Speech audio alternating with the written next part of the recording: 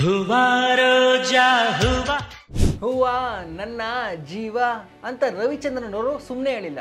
ಅವ್ರಿಗೆ ಹೂವುಗಳಂದ್ರೆ ಅಷ್ಟೊಂದು ಇಷ್ಟ. ಬರೀ ಅವ್ರಿಗೆ ಮಾತ್ರ ಅಲ್ಲ, ನಮಗೂ ಹೂವು ಅಂದ್ರೆ ತುಂಬಾನೇ ಇಷ್ಟ. ಅದರಲ್ಲೂ ನಮ್ಮ ಹಿಂದೂ ಕಲ್ಚರ್ನ ಫಾಲೋ ಮಾಡೋರಿಗೆ ಹೂವು ಅಂದ್ರೆ ಎಲ್ಲ ಇವೆಂಟಲ್ಲೂ ಇರಲೇಬೇಕು. ಯಾವುದೇ ದೇವ್ರಿಗೆ ಪೂಜೆ ಮಾಡ್ತೀವಿ ಅಂದ್ರೂ ಹೂವು ಮ್ಯಾಂಡೇಟರಿ. ಅಂಡ್ ಯಾವುದೇ ಹೆಣ್ಣಿಗಾದ್ರೂ ಅವ್ರು ಎಷ್ಟೇ ಚೆನ್ನಾಗಿ ರೆಡಿ ಆಗಿರಲಿ, ಒಂದೇ ಗುಲಾಬಿ ಅವ್ರು ಮುಡ್ಕೊಂಡಿಲ್ಲ ಅಂದ್ರೆ ಅವರ ಔಟ್ಫಿಟ್ ಇನ್ಕಂಪ್ಲೀಟ್ ಅಂತ. ಆ ಲೆವೆಲ್ಗೆ ನಾವು ಹೂವದ ಜೊತೆ ಅಟ್ಯಾಚ್ ಆಗಿದ್ದೀವಿ. ಅಂಡ್ ನಾವು ಎಲ್ಲರೂ ವಾರದಲ್ಲಿ 2 ದಿನ ದೇವರಿಗೆ ಅಂತ ಪೂಜೆ ಮಾಡ್ತೀವಿ. ಪೂಜೆ ಮಾಡ್ಬೇಕಾದ್ರೆ ಮುಖ್ಯವಾಗಿ ಬೇಕಾಗಿದ್ದು ಹೂವು. ಇದರ ಜೊತೆಗೆ ವರ್ಷದಲ್ಲಿ ನಮಗೆ ತುಂಬಾ ಹಬ್ಬಗಳು ಬರುತ್ತೆ. ಅಂಡ್ ಎಲ್ಲ ಹಬ್ಬದಲ್ಲೂ ಪೂಜೆ ಮಾಡ್ಬೇಕಾದ್ರೆ ಹೂವು ಅಂತೂ ಇರಲೇಬೇಕು. ಸೊ ಇದೇ ರೀಸನ್ ಇಂದಾನೆ ವೀಕೆಂಡ್ ಟೈಮಲ್ಲಿ ಯಾವ್ದಾದ್ರು ವಾರ ಮಾಡ್ಬೇಕಾದ್ರೆ ಯಾವ್ದಾದ್ರು ಹಬ್ಬದ ದಿನ ಹೂವು ತಗೊಳಕ್ಕೆ ಮಾರ್ಕೆಟ್ ಹೋದ್ರೆ ಸಾಕು, ಹೂವದ ಬೆಲೆ ಪೆಟ್ರೋಲ್ ಬೆಲೆಗಿಂತ ಜಾಸ್ತಿ ಆಗ್ಬಿಟ್ಟಿರುತ್ತೆ. ಅಂಡ್ ಇವತ್ತಿನ ಕಾಲದಲ್ಲಿ ಹೂವನ್ನ ಬರೀ ಪೂಜೆಗೆ ಮಾತ್ರ, ಇಲ್ಲಾಂದ್ರೆ ಅವ್ರು ಮುಡ್ಕೊಳಕ್ ಮಾತ್ರ ಯೂಸ್ ಮಾಡಲ್ಲ. ಯಾವುದೇ ಒಂದು ಸ್ಪೆಷಲ್ ಇವೆಂಟ್ ಮಾಡಿದ್ರು ಅಲ್ಲಿ ಡೆಕೋರೇಷನ್ ಹೂವುದಿಂದನೇ ಇರುತ್ತೆ. ಯಾರದೇ ಬರ್ತ್ಡೇ ಆಗಿರ್ಬೋದು, ಯಾರದೇ ವೆಡ್ಡಿಂಗ್ ಆಗಿರ್ಬೋದು, ಇಲ್ಲಾಂದ್ರೆ ಯಾವ್ದಾದ್ರು ಫಂಕ್ಷನ್ ಆಗಿರ್ಬೋದು, ಅವೆಲ್ಲಾನು ಕೂಡ ಹೂವುದಿಂದನೇ ಡೆಕೋರೇಟ್ ಮಾಡಿರ್ತಾರೆ. ಅಂಡ್ ಇದೇ ರೀಸನ್ ಇಂದಾನೆ ಹೂವದ ಬಿಸ್ನೆಸ್ಗೆ ಯಾವಾಗಲೂ ಡಿಮ್ಯಾಂಡ್ ಇದ್ದೇ ಇರುತ್ತೆ. ಅಂಡ್ ಈ ಬಿಸ್ನೆಸ್ ಮಾಡೋರು ಎಲ್ಲರೂ ಒಳ್ಳೆ ಪ್ರಾಫಿಟ್ನೇ ಮಾಡ್ತಾ ಇದ್ದಾರೆ. ನಾನು ಇವತ್ತಿನ ವಿಡಿಯೋದಲ್ಲಿ ಇದೇ ಹೂವದ ಬಿಸ್ನೆಸ್ ಹೆಂಗ್ ಮಾಡಬೇಕು ಅಂತ ಹೇಳ್ತೀನಿ. ಅದಕ್ಕೋಸ್ಕರ ವಿಡಿಯೋನ ಕಂಪ್ಲೀಟ್ ಆಗಿ ನೋಡಿ. ಈ ವಿಡಿಯೋನ ನಿಮ್ಮ ಫ್ರೆಂಡ್ಸ್ ಫ್ಯಾಮಿಲಿ ಎಲ್ಲರ ಹತ್ರನೂ ಶೇರ್ ಮಾಡಿ. ನೀವು ನೋಡ್ತಾ ಇದ್ದೀರಾ freedom Kannada business YouTube channel. ನಾನು ನಿಮ್ಮ ಆಂಕರ್ ಕಿಶೋರ್.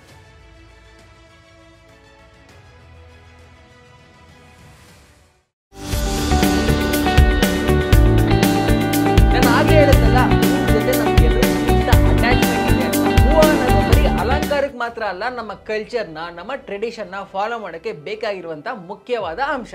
ಅಂಡ್ ಇದೇ ರೀಸನ್ ಇಂದನೇ ತುಂಬಾ ಇವೆಂಟ್ಸ್ ಗಳಲ್ಲಿ ವಾರದಲ್ಲಿ ತುಂಬಾನೇ ದಿನ ನಾವು ಹೂವನ್ನ ಪರ್ಚೇಸ್ ಮಾಡಕ್ ಹೋಗ್ತೀವಿ. ಅಂಡ್ ಹೂವನ್ನ ಯಾರ್ಯಾರು ಸೆಲ್ ಮಾಡ್ತಾರೆ, ಯಾರ್ಯಾರು ಒಳ್ಳೆ ರೇಟಿಗೆ ಮಾಡ್ತಾರೆ, ಯಾರ್ಯಾರು ಚೆನ್ನಾಗಿರೋ ಹೂವನ್ನ, ಚೆನ್ನಾಗಿರೋ ಡಿಸೈನ್ಗಳನ್ನ ಸೆಲ್ ಮಾಡ್ತಾರಲ್ಲ, ಅವರೆಲ್ಲರೂ ಒಳ್ಳೆ ಪ್ರಾಫಿಟೇ ಮಾಡ್ತಾರೆ. ನೀವೇನಾದ್ರು ಈ ಹೂವದ ಬಿಸ್ನೆಸ್ ನ ಯಾಕೆ ಮಾಡಬೇಕು ಅಂತ ಅನ್ಕೋತಾ ಇದ್ರೆ, ನಾನಿವಾಗ ನಿಮಗೆ 3 ಮೇಜರ್ ಪಾಯಿಂಟ್ಸ್ ಹೇಳ್ತೀನಿ. ಮೊದಲನೇದಾಗಿ ಗ್ರೋಯಿಂಗ್ ಡಿಮ್ಯಾಂಡ್. ಈ ಹೂವದ ಬಿಸ್ನೆಸ್ಗೆ ದಿನದಿಂದ ದಿನ ಡಿಮ್ಯಾಂಡ್ ಹೆಚ್ಚಾಗ್ತಾನೆ ಇದೆ. ಎಸ್ಪೆಷಲಿ ನಮ್ಮ ಇಂಡಿಯನ್ ಮದುವೆಗಳಲ್ಲಿ ನಾವು ಈ ತರ ಒಂದು ಹೂವದಲ್ಲೇ ಡೆಕೋರೇಷನ್ ಮಾಡಬೇಕು ಅನ್ನೋದು ತುಂಬಾನೇ ಹೆಚ್ಚಾಗ್ತಾ ಇದೆ ಈ ನಡುವೆ.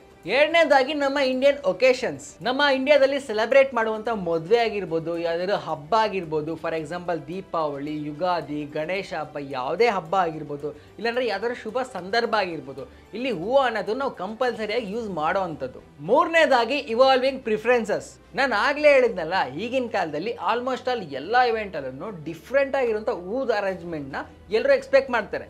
ಅವ್ರದೇ ಆದಂತಹ ಪರ್ಸನಲ್ ಪ್ರಿಫರೆನ್ಸ್ ಇರುತ್ತೆ. ಹೂದಲ್ಲಿ ಅವರ ಇವೆಂಟ್ಗೆ ಈ ತರ ಡಿಫ್ರೆಂಟ್ ಆಗಿ, ಯೂನಿಕ್ ಆಗಿ, ಬ್ಯೂಟಿಫುಲ್ ಆಗಿ ಅರೇಂಜ್ಮೆಂಟ್ ಮಾಡ್ಬೋದು ಅಂತ.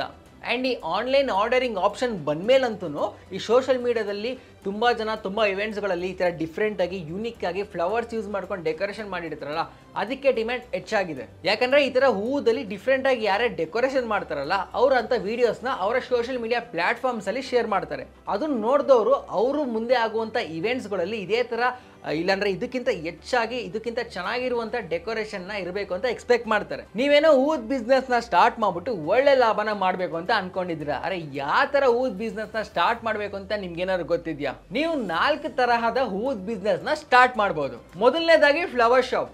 ಆಸ್ ಯೂಶುವಲ್ ಒಂದು ಫ್ಲವರ್ ಶಾಪ್ ಇಟ್ಕೊಂಡ್ರೆ ತುಂಬಾ ಜನ ನಿಮ್ಮ ಅಂಗಡಿಗೆ ಬಂದ್ಬಿಟ್ಟು ಹೂವನ್ನ ಪರ್ಚೇಸ್ ಮಾಡ್ಕೊಂಡು ಹೋಗ್ತಾರೆ. ಎರಡನೇದಾಗಿ ಇವೆಂಟ್ ಫ್ಲೋರಿಸ್ಟ್. ಅಂದ್ರೆ ನೀವು ಇದರಲ್ಲಿ ಸ್ಪೆಸಿಫಿಕ್ ಆಗಿ ಯಾವ್ದಾರ ಒಂದು ಇವೆಂಟ್ಗೆ ಹೋಗ್ಬಿಟ್ಟು ಅಲ್ಲಿ ಹೂ ಡೆಕೋರೇಷನ್ ಮಾಡ್ಬೋದು. ಫಾರ್ ಎಕ್ಸಾಂಪಲ್ ವೆಡ್ಡಿಂಗ್ ಆಗಿರ್ಬೋದು, ಪಾರ್ಟೀಸ್ ಆಗಿರ್ಬೋದು, ಇಲ್ಲಾಂದ್ರೆ ಯಾವ್ದಾದ್ರು ಕಾರ್ಪೊರೇಟ್ ಇವೆಂಟ್ಸ್ ಆಗಿರ್ಬೋದು. ಈ ತರ ಯಾವ್ದಾರೊಂದು ಇವೆಂಟ್ಗೆ ಹೋಗ್ಬಿಟ್ಟು ನಿಮ್ಮ ಹೂ ಡೆಕೋರೇಷನ್ ಅಲ್ಲಿ ಮಾಡ್ಬೋದು. ಮೂರನೇದಾಗಿ ಆನ್ಲೈನ್ ಫ್ಲೋರಿಸ್ಟ್. ನೀವು ಇ ಕಾಮರ್ಸ್ನ ಯೂಸ್ ಮಾಡಿಕೊಂಡು ಆನ್ಲೈನಲ್ಲಿ ಕೂಡ ಹೂವನ್ನ ಸೆಲ್ ಮಾಡ್ಬೋದು. ನೀವು ಆನ್ಲೈನಲ್ಲೇ ಚೆನ್ನಾಗಿ ಪ್ರಮೋಷನ್ ಮಾಡ್ಬಿಟ್ಟು ಕಸ್ಟಮರ್ಗೆ ಯಾವ ಥರ ಹೂವು ಬೇಕು ಆ ಥರ ಹೂವುಗಳನ್ನ ಕಸ್ಟಮರ್ ಮನೆಗೆ ಡೆಲಿವರಿ ಕೊಡ್ಬೋದು. ನಾಲ್ಕನೇದಾಗಿ ವರ್ಟಿಕಲ್ ಫಾರ್ಮಿಂಗ್. ನೀವು ಹೂವುಗಳನ್ನ ಇಂಡೋರ್ ಎನ್ವಿರಾನ್ಮೆಂಟ್ ಅಲ್ಲಿ ಒಳ್ಳೆ ಕ್ವಾಲಿಟಿಯಿಂದ ಬೆಳಿಬಹುದು. ನೀವು ಈ ಬಿಸ್ನೆಸ್ ನ ಸ್ಟಾರ್ಟ್ ಮಾಡಕ್ ಮುಂಚೆ, ಇಲ್ಲಾಂದ್ರೆ ಯಾವುದೇ ಬಿಸ್ನೆಸ್ ನ ಸ್ಟಾರ್ಟ್ ಮಾಡಕ್ ಮುಂಚೆ ಬಿಸ್ನೆಸ್ ಪ್ಲಾನ್ ನ ರೆಡಿ ಮಾಡ್ಕೊಳ್ಳೋದು ತುಂಬಾ ಮ್ಯಾಂಡೇಟರಿ. ಆದ್ರೆ ನೀವು ಈ ತರ ಹೂದ್ ಬಿಸ್ನೆಸ್ ನ ಸ್ಟಾರ್ಟ್ ಮಾಡ್ತೀರಾ ಅಂದ್ರೆ ಈ ಒಂದು 4 ಪಾಯಿಂಟ್ ನ ಕನ್ಸಿಡರ್ ಮಾಡ್ಕೊಳ್ಳೇಬೇಕು. ಮೊದಲನೇದಾಗಿ ನಿಮ್ಮ ಟಾರ್ಗೆಟ್ ಆಡಿಯನ್ಸ್ ಯಾರು ಅಂತ ಐಡೆಂಟಿಫೈ ಮಾಡ್ಕೋಬೇಕು. ಅಂದ್ರೆ ಅವರ ಪ್ರಿಫರೆನ್ಸಸ್ ಏನು ಅಂತಾನು ಚೆನ್ನಾಗಿ ತಿಳ್ಕೋಬೇಕು. ಇದರ ಜೊತೆಗೆ ನಿಮ್ಮ ಕಾಂಪಿಟೇಟರ್ಸ್ ಯಾರು, ಅವರ ಪ್ರೈಸಿಂಗ್ ಏನಿದೆ ಎಲ್ಲ ಕೂಡ ಚೆನ್ನಾಗಿ ತಿಳ್ಕೋಬೇಕು. ಎರಡನೇದಾಗಿ ಯೂನಿಕ್ ಸೆಲ್ಲಿಂಗ್ ಪ್ರೊಪೋಷನ್ ನ ಡೆವಲಪ್ ಮಾಡ್ಕೋಬೇಕು. ಅಂದ್ರೆ ನೀವು ಯಾವೆಲ್ಲ ಡಿಫ್ರೆಂಟ್ ಆಗಿರುವಂತ ಹೂವುಗಳನ್ನ ಸೆಲ್ ಮಾಡಕ್ಕೆ ಪ್ಲಾನ್ ಮಾಡ್ತೀರಾ ಅಂತ.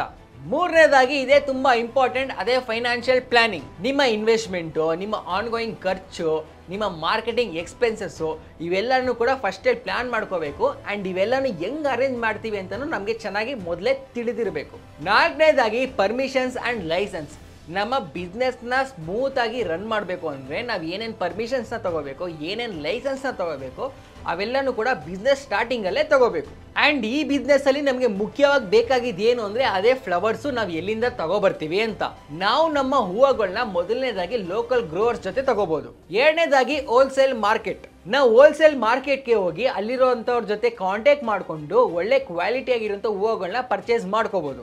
ಮೂರನೇದಾಗಿ ಸಸ್ಟೈನಬಿಲಿಟಿ. ಅಂದರೆ ಯಾರು ಫಾರ್ಮ್ಗಳಲ್ಲಿ ಎಕೋ ಕಾನ್ಶಿಯಸ್ ಆಗಿ ಒಳ್ಳೆ ಕ್ವಾಲಿಟಿ ಆಗಿರುವಂಥ ಹೂವುಗಳನ್ನ ಬೆಳೀತಾ ಇದ್ರೆ ಅವ್ರ ಕಡೆಯಿಂದ ಕೂಡ ನಾವು ಸಪ್ಲೈನ ತಗೋಬಹುದು. ನೀವು ಚೆನ್ನಾಗಿ ಮಾರ್ಕೆಟಿಂಗ್ ಮಾಡಿದ್ರೇನೆ ನಿಮಗೆ ಜಾಸ್ತಿ ಸೇಲ್ ಆಗೋದು. ಅದಕ್ಕೋಸ್ಕರ ನೀವು ಮಾರ್ಕೆಟಿಂಗ್ ಮಾಡಕ್ ಮುಂಚೆ ಈ 4 ಪಾಯಿಂಟ್ಸ್ನ ಕನ್ಸಿಡರ್ ಮಾಡ್ಕೋಬೇಕು. ಮೊದಲನೇದಾಗಿ ನೀವು ಆನ್ಲೈನಲ್ಲಿ ಯಾವ್ದಾದ್ರು ಒಂದು ವೆಬ್ಸೈಟ್ನ ಕ್ರಿಯೇಟ್ ಮಾಡಿ ಸೋಷಿಯಲ್ ಮೀಡಿಯಾ ಪ್ಲಾಟ್ಫಾರ್ಮ್ಗಳಲ್ಲಿ ಚೆನ್ನಾಗಿ ಪ್ರಮೋಷನ್ ಮಾಡ್ಬೋದು. ಇದರ ಜೊತೆಗೆ ಸೋಷಿಯಲ್ ಮೀಡಿಯಾದಲ್ಲಿ ನಿಮ್ಮ ಫ್ಲವರ್ ಡೆಕೋರೇಷನ್ದು ವಿಡಿಯೋಸ್ ಆಗಿರ್ಬೋದು, ಬೇರೆ ಯಾವ್ದಾದ್ರು ಒಂದು ಫೋಟೋಸ್ ಆಗಿರ್ಬೋದು ಅವೆಲ್ಲ ಶೇರ್ ಮಾಡಿದ್ರೆ ತುಂಬಾ ಜನ ನಿಮ್ಮ ಬಿಸ್ನೆಸ್ಗೆ ಅಟ್ರಾಕ್ಟ್ ಆಗ್ತಾರೆ. ಎರಡನೇದಾಗಿ ನಾವು ಆನ್ಲೈನ್ ಆರ್ಡರ್ಸ್ನ ಅಕ್ಸೆಪ್ಟ್ ಮಾಡಿಕೊಂಡು ಅವರ ಹೋಮ್ಗೆ ಡೆಲಿವರಿ ಕೊಡೋದು. ಯಾಕಂದ್ರೆ ಫ್ಲವರ್ನ ಆನ್ಲೈನಲ್ಲಿ ಬುಕ್ ಮಾಡೋದು ತುಂಬಾನೇ ರೇರು. ಅದಕ್ಕೋಸ್ಕರ ನಾವು ಒಳ್ಳೆ ಕ್ವಾಲಿಟಿ ಫ್ಲವರ್ಸ್ನ ಸೋಷಿಯಲ್ ಮೀಡಿಯಾದಲ್ಲಿ ಚೆನ್ನಾಗಿ ಪ್ರಮೋಷನ್ ಮಾಡಿಕೊಂಡು ಯಾವ್ಯಾವ ಕಸ್ಟಮರ್ಸ್ ಬೇಕು ಅಂತ ಕಸ್ಟಮರ್ಗಳಿಗೆ ಹೋಮ್ ಡೆಲಿವರಿ ಕೊಡ್ಬೋದು. ಮೂರನೇದಾಗಿ ನಾವು ವೆಡ್ಡಿಂಗ್ ಪ್ಲಾನರ್ಸ್ ಜೊತೆ, ಇವೆಂಟ್ ಮ್ಯಾನೇಜ್ಮೆಂಟ್ ಅವ್ರ ಜೊತೆ, ಇಲ್ಲಾಂದ್ರೆ ಯಾವ್ದಾದ್ರು ಹೋಟೆಲ್ಗಳ ಜೊತೆ ಇವ್ರ ಜೊತೆ ಕೊಲಾಬ್ ಆಗಬೇಕು. ಇವ್ರ ಜೊತೆ ಕೊಲಾಬ್ ಆಗೋದ್ರಿಂದ ಏನಾಗುತ್ತೆ ಅಂದ್ರೆ ನಮಗೆ ಜಾಸ್ತಿ ಆರ್ಡರ್ಸ್ ಬರುತ್ತೆ ಅಂಡ್ ನಮ್ಮ ಬಿಸ್ನೆಸ್ ಕೂಡ ಚೆನ್ನಾಗಿ ರನ್ ಆಗುತ್ತೆ. ನಾಲ್ಕನೇದಾಗಿ ನಮ್ಮ ಕಸ್ಟಮರ್ಸ್ನ ಲಾಯಲ್ ಕಸ್ಟಮರ್ಸ್ ಆಗಿ ಕನ್ವರ್ಟ್ ಮಾಡ್ಕೋಬೇಕು ಅಂದ್ರೆ ನಾವು ಕೊಡುವಂತ ಸರ್ವಿಸ್ ತುಂಬಾ ಚೆನ್ನಾಗಿರ್ಬೇಕು. ಅವ್ರಿಗೆ ಏನೇನೆಲ್ಲ ಪ್ರಿಫರೆನ್ಸ್ ಇರುತ್ತೋ ಅವರ ಇಷ್ಟದ ಪ್ರಕಾರ ನಾವು ಪರ್ಸನಲೈಸ್ ಸರ್ವಿಸ್ ನ ಕೊಡಬೇಕು. ಈ 4 ಪಾಯಿಂಟ್ ನ ಕನ್ಸಿಡರ್ ಮಾಡ್ಕೊಂಡು ನಾವು ಮಾರ್ಕೆಟಿಂಗ್ ನ ಮಾಡಿದ್ರೆ ಹೆಚ್ಚು ಸೇಲ್ಸ್ ಆಗುತ್ತೆ. ಇದರ ಜೊತೆಗೆ ನಾವು ಗೌರ್ಮೆಂಟ್ ಇಂದ ಕಂಪನಿನ ರಿಜಿಸ್ಟರ್ ಮಾಡ್ಕೋಬೇಕು, ಉದ್ಯಮನ ರಿಜಿಸ್ಟರ್ ಮಾಡ್ಕೋಬೇಕು ಅಂಡ್ ಟ್ರೇಡ್ ಲೈಸೆನ್ಸ್ ನ ಕೂಡ ತಗೋಬೇಕು. ಅಂಡ್ ನಾವು ಎಲ್ಲಿ ಬಿಸ್ನೆಸ್ ನ ಸ್ಟಾರ್ಟ್ ಮಾಡ್ತೀವಿ ಅದರ ಲೊಕೇಶನ್ ಪ್ರಕಾರ ಕೆಲವೊಂದು ಪರ್ಮಿಷನ್ಸ್ ನ ಕೂಡ ತಗೋಬೇಕು. ಅದನ್ನೆಲ್ಲಾನು ಫಸ್ಟೇ ವಿಚಾರಿಸಿ ಬಿಸ್ನೆಸ್ ಸ್ಟಾರ್ಟಿಂಗ್ ಅಲ್ಲೇ ತಗೋಬೇಕು. ಅಂಡ್ ಈ ಬಿಸ್ನೆಸ್ ಅಲ್ಲಿ ಇನ್ವೆಸ್ಟ್ಮೆಂಟ್ ಎಷ್ಟು ಬೇಕಾಗುತ್ತೆ ಅಂತ ನಾನು 8 ಸ್ಟೆಪ್ಗಳಾಗಿ ಡಿವೈಡ್ ಮಾಡಿದ್ದೀನಿ. ಮೊದಲನೇದಾಗಿ market research and business plan. Market ರಿಸರ್ಚ್ಗೆ ಅಂತ ನಮಗೆ 50,000 ರೂಪಾಯಿ ಬೇಕಾಗುತ್ತೆ ಅಂಡ್ ಬಿಸ್ನೆಸ್ ಪ್ಲಾನ್ ಡೆವಲಪ್ಮೆಂಟ್ಗೆ ಅಂತ ನಮಗೆ 50,000 ರೂಪಾಯಿ ಬೇಕಾಗುತ್ತೆ. ಸೊ ಇವೆರಡರಿಂದ 1 ಲಕ್ಷ ರೂಪಾಯಿ ಬೇಕಾಗುತ್ತೆ. ಎರಡನೇದಾಗಿ ಲೈಸೆನ್ಸ್ ಅಂಡ್ ಪರ್ಮಿಷನ್ಸ್. ಬಿಸ್ನೆಸ್ ನ ರಿಜಿಸ್ಟರ್ ಮಾಡ್ಕೊಳ್ಳೋಕೆ ನಮಗೆ 10,000 ರಿಂದ 20,000 ರೂಪಾಯಿ ಬೇಕಾಗುತ್ತೆ ಅಂಡ್ GST ನ ರಿಜಿಸ್ಟರ್ ಮಾಡ್ಕೊಳ್ಳೋಕೆ ನಮಗೆ 5,000 ರೂಪಾಯಿ ಬೇಕಾಗುತ್ತೆ. ಅಂಡ್ ನಮ್ಮ ಲೋಕಲ್ ಮುನಿಸಿಪಲ್ ಅಥಾರಿಟಿಯಿಂದ ಟ್ರೇಡ್ ಲೈಸೆನ್ಸ್ ನ ತಗೊಳ್ಳೋಕೆ 5,000 ರಿಂದ 10,000 ರೂಪಾಯಿ ಬೇಕಾಗುತ್ತೆ. ಸೊ ಎಲ್ಲ ಬೇಕಾಗಿರುವಂತ ಮುಖ್ಯವಾದ ಲೈಸೆನ್ಸ್ ಅಂಡ್ ಪರ್ಮಿಷನ್ಸ್ ಇಂದ ನಮಗೆ 20,000 ರಿಂದ 35,000 ರೂಪಾಯಿ ಬೇಕಾಗುತ್ತೆ. ಮೂರನೇದಾಗಿ ಲೊಕೇಶನ್ ಅಂಡ್ ಇನ್ಫ್ರಾಸ್ಟ್ರಕ್ಚರ್. ನಾವು ಶಾಪ್ ನ ಇಲ್ಲಾಂದ್ರೆ ಯಾವ್ದಾದ್ರು ಒಂದು ಸ್ಪೇಸ್ ನ ರೆಂಟ್ ಮಾಡ್ಕೊಂಡು ಮಂತ್ಲಿ ರೆಂಟ್ಗೆ ಅಂತಾನೆ 20,000 ದಿಂದ 50,000 ರೂಪಾಯಿವರೆಗೂ ಬೇಕಾಗುತ್ತೆ. ಅಂಡ್ ಡೆಪಾಸಿಟ್ ಫಾರ್ ರೆಂಟ್ ಅಂದ್ರೆ ಅಡ್ವಾನ್ಸ್ಗೆ ಅಂತಾನೆ 60,000 ದಿಂದ 3 ಲಕ್ಷದವರೆಗೂ ಬೇಕಾಗುತ್ತೆ.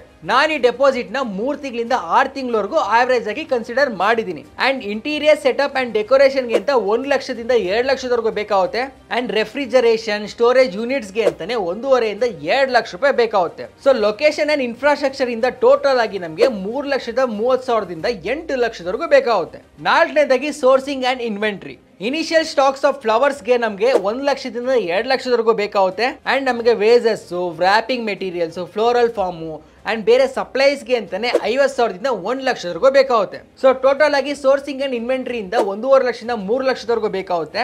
ಐದನೇದಾಗಿ ಸ್ಟಾಫಿಂಗ್ ಕಾಸ್ಟ್. ನಾವು ಇನಿಷಿಯಲ್ ಹೈರಿಂಗ್ ಅಂತ ಕನ್ಸಿಡರ್ ಮಾಡಿದ್ರೆ ಒಂದು ಫ್ಲೋರಿಸ್ಟ್, ಒಂದು ಅಸಿಸ್ಟೆಂಟ್, ಒಂದು ಡೆಲಿವರಿ ಪರ್ಸನ್ ಇಂದ ನಮಗೆ 50,000 ದಿಂದ 1 ಲಕ್ಷ ರೂಪಾಯಿ ಬೇಕಾಗುತ್ತೆ. ಟ್ರೈನಿಂಗ್ ಕಾಸ್ಟ್ ಅಂತ 20,000 ರಿಂದ 50,000 ರೂಪಾಯಿವರೆಗೂ ಬೇಕಾಗುತ್ತೆ. ಅಂಡ್ ಮಂತ್ಲಿ ಸ್ಯಾಲರಿ ಅಂತ 50,000 ದಿಂದ 1 ಲಕ್ಷದವರೆಗೂ ಬೇಕಾಗುತ್ತೆ. ಸೊ ಟೋಟಲ್ ಆಗಿ ಇನಿಷಿಯಲ್ ಸ್ಟಾಫಿಂಗ್ ಕಾಸ್ಟ್ ಅಂತ 1,20,000 ದಿಂದ 2,50,000 ರೂಪಾಯಿವರೆಗೂ ಬೇಕಾಗುತ್ತೆ. ಆರನೇದಾಗಿ marketing and branding. Logo and branding ಇಂದ ನಮಗೆ 20,000 ರಿಂದ 50,000 ರೂಪಾಯಿವರೆಗೂ ಬೇಕಾಗುತ್ತೆ. ವೆಬ್ಸೈಟ್ ಡೆವಲಪ್ಮೆಂಟ್ಗೆ ಅಂತ 50,000 ದಿಂದ 1 ಲಕ್ಷ ರೂಪಾಯಿವರೆಗೂ ಬೇಕಾಗುತ್ತೆ. ಡಿಜಿಟಲ್ ಮಾರ್ಕೆಟಿಂಗ್ ಅಂಡ್ ಅಡ್ವರ್ಟೈಸಿಂಗ್ಗೆ ಅಂತ 50,000 ದಿಂದ 1 ಲಕ್ಷದವರೆಗೂ ಬೇಕಾಗುತ್ತೆ. ಸೈಗ್ನೇಜ್ ಅಂಡ್ ಪ್ರಿಂಟ್ ಮಾರ್ಕೆಟಿಂಗ್ ಇಂದ 20,000 ದಿಂದ 50,000 ರೂಪಾಯಿವರೆಗೂ ಬೇಕಾಗುತ್ತೆ. ಸೊ ಟೋಟಲ್ ಆಗಿ ಮಾರ್ಕೆಟಿಂಗ್ ಅಂಡ್ ಬ್ರ್ಯಾಂಡಿಂಗ್ ಗೋಸ್ಕರ 1,40,000 ದಿಂದ 3 ಲಕ್ಷದವರೆಗೂ ಬೇಕಾಗುತ್ತೆ. ಏಳನೇದಾಗಿ operational cost. Electricity, water, internet ಇವೆಲ್ಲದರಿಂದ 10,000 ದಿಂದ 20,000 ರೂಪಾಯಿವರೆಗೂ ಪರ್ ಮಂತ್ ಬೇಕಾಗುತ್ತೆ. ಟ್ರಾನ್ಸ್ಪೋರ್ಟೇಷನ್ ಅಂದ್ರೆ ಡೆಲಿವರಿ ವೆಹಿಕಲ್ ಮತ್ತೆ ಫ್ಯೂಯಲ್ ಇಂದ 30,000 ದಿಂದ 60,000 ರೂಪಾಯಿವರೆಗೂ ಬೇಕಾಗುತ್ತೆ. ಮಿಸಲೇನಿಯಸ್ ಎಕ್ಸ್ಪೆನ್ಸಸ್ ಅಂತ ನಮಗೆ 20,000 ದಿಂದ 40,000 ರೂಪಾಯಿವರೆಗೂ ಬೇಕಾಗುತ್ತೆ. ಟೋಟಲ್ ಆಗಿ ಮಂತ್ಲಿ ಆಪರೇಷನ್ ಕಾಸ್ಟ್ ಬಂದು 60,000 ದಿಂದ ಲಕ್ಷದಿಂದ 1,20,000 ಬೇಕಾಗುತ್ತೆ. ಎಂಟನೇದಾಗಿ ಅನ್ಎಕ್ಸ್ಪೆಕ್ಟೆಡ್ ಎಕ್ಸ್ಪೆನ್ಸಸ್ ಅಂತ ನಾವು 1 ಲಕ್ಷದಿಂದ 2 ಲಕ್ಷದವರೆಗೂ ಮುಂಚೆನೆ ಎತ್ತಿಟ್ಕೋಬೇಕಾಗುತ್ತೆ. ಸೊ ಟೋಟಲ್ ಆಗಿ ನಮಗೆ ಇನಿಷಿಯಲ್ ಇನ್ವೆಸ್ಟ್ಮೆಂಟ್ 8,60,000ದಿಂದ 18,35,000 ಬೇಕಾಗುತ್ತೆ. ಈ ಇನ್ವೆಸ್ಟ್ಮೆಂಟ್ ಅಲ್ಲಿ ನಮ್ಮ ಮಂತ್ಲಿ ಕಾಸ್ಟ್ ನ ಆಡ್ ಮಾಡಿಲ್ಲ. ನಾವು ಫಸ್ಟ್ ಮಂತ್ ಆಪರೇಷನಲ್ ಕಾಸ್ಟ್ ನ ಆಡ್ ಮಾಡಿದ್ರೆ ನಮ್ಮ ಇನ್ವೆಸ್ಟ್ಮೆಂಟ್ 9,20,000ದಿಂದ 19,55,000 ಬೇಕಾಗುತ್ತೆ. ಫೈನಾನ್ಷಿಯಲ್ ಆಪ್ಷನ್ಸ್ಗೆ ನಾವು ಏನ್ ನೋಡ್ಬೋದು ಅಂದ್ರೆ ನಮ್ಮ ಹತ್ರ ಇರುವಂತ ಸೇವಿಂಗ್ಸ್. ನಮ್ಮ ಹತ್ರ ಯಾವುದೇ ಸೇವಿಂಗ್ಸ್ ಇಲ್ಲ ಅಂದ್ರೆ ನಾವು ಬ್ಯಾಂಕ್ ಇಂದ ಲೋನ್ ತಗೋಬಹುದು. ಇದು ಆಗ್ಲಿಲ್ಲ ಅಂದ್ರೆ ನಾವು ಯಾವ್ದಾದ್ರು ಇನ್ವೆಸ್ಟರ್ಸ್ ನ ಹುಡುಕ್ಬೋದು. ಅಂಡ್ ಈ ಬಿಸ್ನೆಸ್ ಇಂದ ಮುಖ್ಯವಾಗಿ ಪ್ರಾಫಿಟ್ ನ ಎಷ್ಟು ಮಾಡ್ಬೋದು ಅಂದ್ರೆ ಮಂತ್ಲಿ ನಾವು 2.5 ಲಕ್ಷದಿಂದ 20 ಲಕ್ಷದವರೆಗೂ ರೆವಿನ್ಯೂನ ಜನರೇಟ್ ಮಾಡಬಹುದು. ಇದರಲ್ಲಿ ಆಪರೇಟಿಂಗ್ ಕಾಸ್ಟ್ ಅಂತ 2,10,000 4,40,000 ಡಿಡಕ್ಟ್ ಮಾಡಿದ್ರೆ ನಾವು ಒಂದು ತಿಂಗಳಿಗೆ 40,000ದಿಂದ 15,60,000 ಪ್ರಾಫಿಟ್ ನ ಮಾಡಬಹುದು. ನಾನು ಹೇಳಿರುವಂತ ಈ ಕ್ಯಾಲ್ಕುಲೇಷನ್ ಅಲ್ಲಿ small scale, medium scale, large scale ಎಲ್ಲ ಕೂಡ ಇನ್ಕ್ಲೂಡ್ ಆಗಿದೆ. ಅದರ ಇನ್ವೆಸ್ಟ್ಮೆಂಟ್ ಆಗಿರ್ಬೋದು, ಪ್ರಾಫಿಟ್ ಆಗಿರ್ಬೋದು.